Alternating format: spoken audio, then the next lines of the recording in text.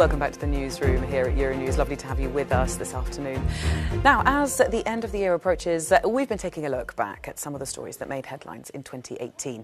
You may remember in August, the Italian city of Genoa's main motorway bridge collapsed, killing 43 people and leaving those who lived in the vicinity homeless. Well, 4 months later, Giorgia Orlandi returns to Genoa to see how residents are coping now that the news crews have left. Genoa is finding it difficult to deal with the sense of loss and the many problems that have followed the tragedy. Luca Infantino is a local firefighter from Genoa. On the 14th of August, he was on duty. He never thought that one day he would face such a disaster in his own city. The issue is that I come from here. The perspective changes completely. I've driven across that bridge many times. It could have happened to me or to any of my relatives. What I find terrible is that, as a consequence of what happened, the city is now split in two. This Christmas, the streets around the bridge are unusually empty and silent. Residents living in the area had to leave their homes, and most of the local shops have closed down. It's all empty, there are not many shops left. There aren't many people around.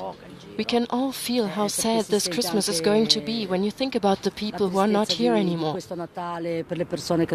In a month's time, it's all going to be over. Myself and the rest of the employees will stop working. Nobody is coming here anymore due to the collapse of the bridge.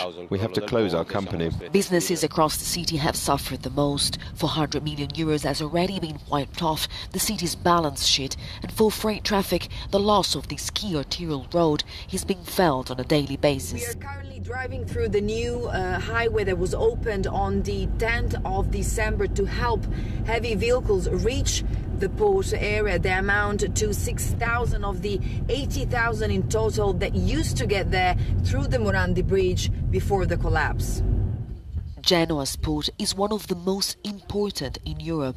In the last 10 years, its productivity has increased by 60%, but now the 3,000 companies that operate there are worried about the future.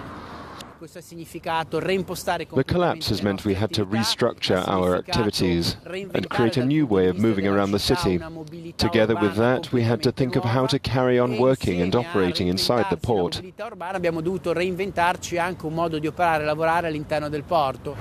As the year draws to a close, there appears to be no end in sight for the difficulties facing the residents and workers of this stricken city.